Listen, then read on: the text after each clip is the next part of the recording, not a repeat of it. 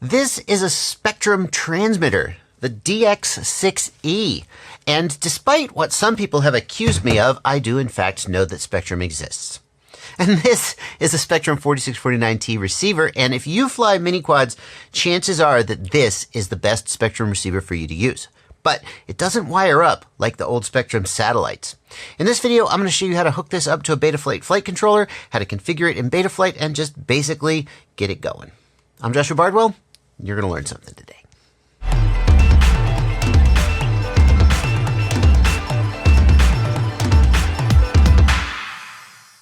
Here's why the Spektrum 4649T could be the best receiver for you to use with a mini quad. It supports telemetry, and that's cool because it means you can get things like battery voltage back to your transmitter. That's something that Spektrum satellite receivers didn't do. And Spektrum pilots have kind of just gotten used to not having that. Well, now you can have it. The other thing that this does that's really cool is it runs off of 5 volts. Now, Spektrum receivers have always run off of 5 volts, but the Spektrum satellite receivers that many mini quad pilots were using, because they were so nice and small, they ran on 3.3 volts. And that, a lot of flight controllers don't have a 3.3 volt output. Newbies would accidentally feed it 5 volts and fry it. So here's the wire harness that comes with the 4649T, and it has a blue, a black, and a red wire. The red wire is going to go to 5 volts. The black wire is going to go to ground. And here's the other thing that's different about the 4649T. The blue wire is going to go to a UART TX pad. Now, if you run Betaflight, you are used to wiring your receiver to a UART RX, a receive pad. The receiver sends data, the flight controller receives it. But this is actually a bidirectional communication. This is similar to FreeSky F port, if you know about that.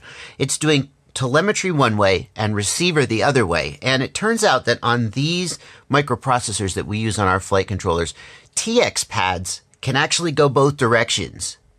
If you've ever wondered why Flight 1 puts the receiver on a TX pad, it's because TX pads can go both directions. RX pads can only go one direction. So we're going to wire this up to a TX. It's possible that if you wire it up to an RX pad, the receiver will work, but the telemetry won't. I'm not 100% sure about that, but we're going to do it the right way. So it might be a little hard for you to see here, but I've got the signal wire wired to TX2. That's UART2 TX. Now, the other thing that you're going to notice here, and this again is the harness that came with it, it's got a bind plug hanging off of it. Now, unlike other receivers, Spektrum receivers don't usually have a bind button on them. They have some other way of doing binding. Some of them have what's called auto bind, where when you power them up, if they don't see the transmitter, they just go into binding mode. And that's super convenient, but it can be annoying because if you don't power up your transmitter first, then you plug in your quad, and then when you turn your transmitter on, you don't have a connection because the receiver's in binding mode. And so that could get you in trouble. Now, this receiver doesn't have auto bind. There's 2 ways to do binding.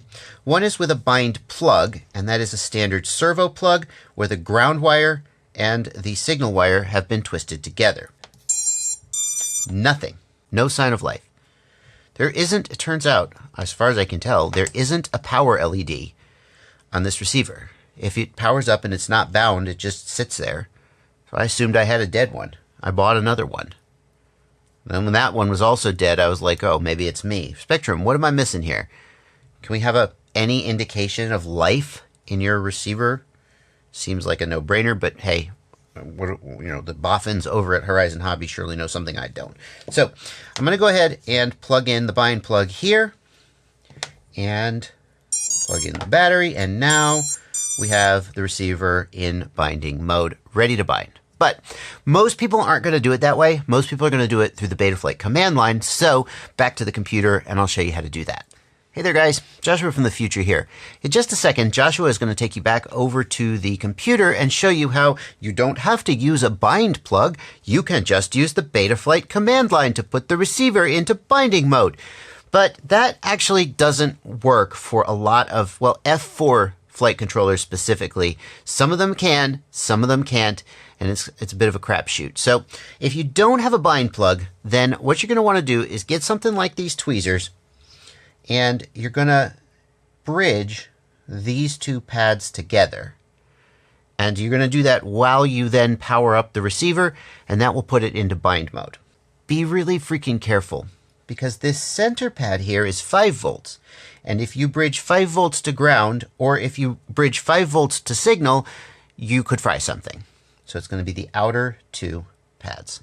The way that most people are going to put their receiver into bind mode is to connect to the Betaflight flight controller and go into the CLI and use this command, set. Can we have some autocomplete? Oh yeah, autocomplete. Set Spektrum sat bind equals, and they're going to put a number, and the number is based on what Spektrum protocol you're using. And the specific values are here in the Betaflight wiki, but the value you're most likely to use for modern Spektrum receivers, and the one that you should use for the 4649T is 9. The other one that you might be more likely to use is 5, which is for older DSM2 receivers. Let's try set Spektrum sat bind equals 9 and save. And next we're going to power cycle the receiver and the flight controller.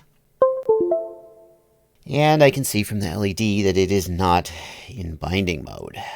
When I bound, it actually said 22 milliseconds, not 11 milliseconds. Maybe that's the answer. When I bound using the bind plug. Let's try set Spektrum sat bind auto. Hello. Equals 7. Oh, well, now it's not working again. Yeah, now it's lost its bind. And just to show you guys that I'm not just sort of whining and making this up, this is a known issue. Here's a comment on GitHub from Jay Fleiper, a Betaflight dev, saying on F4s, it usually won't work. Some flight controllers do have a specifically designed UART that is made to work this way, but many of them, it simply won't work. And here in the radio, we will system setup and bind. And what I want to look for, I don't know exactly what this LED is going to do, but at the moment it binds, probably it's going to do something different. And that's a good tip anytime you're binding a receiver. They're all going to do something different when you bind. Ready? Bingo. Binding, DSMX 22 milliseconds, telemetry. We are good. Now we need to set up Betaflight. So let's go back to the computer and get that going. So however you do it, you're going to get your receiver bound. And then once it's bound, we're going to go into the ports tab and on the UART whose TX pad we're using. So we're using TX2. We're going to enable serial RX for UART2. We're going to enable that and save. And then in the configuration tab, we are going to set the protocol to Spektrum 2048/SRXL. That's if you're using the 4649T receiver, which does SRXL. There is a newer receiver which does SRXL2. It is the 4650, and actually this one might even be better than the 4649T, frankly. It's smaller and it still does telemetry, but you do have to direct solder, which some people aren't going to like. If you're using the 4650 receiver, you're going to use Spektrum SRXL2. For the 4649, you're going to use Spektrum 2048/SRXL. Save and reboot. And here in the receiver tab, we should have movement. And we do. So now your receiver is bound and your flight controller is getting signal from your receiver, but you're not done yet because with Spektrum system, the endpoints, the channel order, and the channel direction is usually not what Betaflight expects. So you're not ready to go fly yet. I've got another video I'm going to put out showing you how to complete the setup. This video was just about binding and it's probably long enough already. And when that video comes out, it'll be linked in the video description. In fact, I'm going to make a whole playlist of Spektrum related videos, and these videos will be in that playlist. I hope this video helped you figure out why was the RX pad not working for your 4649T receiver? Well, they changed it. Now you got telemetry too. If you did learn something from this video, can I remind you this is my full-time job, and there are a couple ways that you can help me out.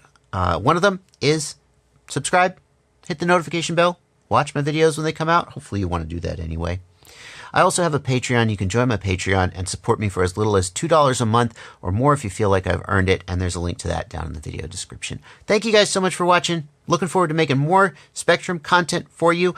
Let's be honest, it's not going to be as much as my OpenTX content, but Spektrum guys who are annoyed that I always seem to pretend Spektrum doesn't exist and you wish I would, this one's for you. Happy flying, everybody.